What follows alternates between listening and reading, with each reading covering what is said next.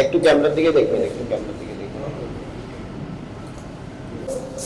দেখেন অনেকদিন পর পাইছেন।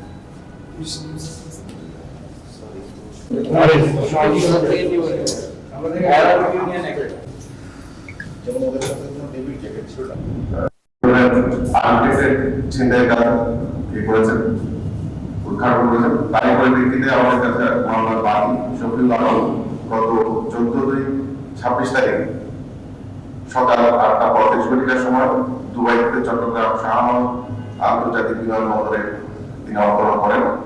পরবর্তীতে বাদী বিমানবন্দর এলাকার মধ্যে 1 তারিখে সকাল 9:50 সময় একটি ভাড়া গাড়ি চলে তার সাথে থাকা 4টি স্বর্ণের নেকলেস, 10টি স্বর্ণের আংটি, 2টি স্বর্ণের পাড়া, 3টি স্বর্ণের চেইন, সর্বমোট 100 গ্রাম, যার বাজার মূল্য হচ্ছে 18,50,000 টাকা, একটি intact Samsung Galaxy 25 ultra mobile set যার মূল্য 1,15,000 টাকা, একটি ব্যবহৃত গুগল পিক্সেল 6 সেটের মডেলের মোবাইল যার বাজার মূল্য 40,000 টাকা।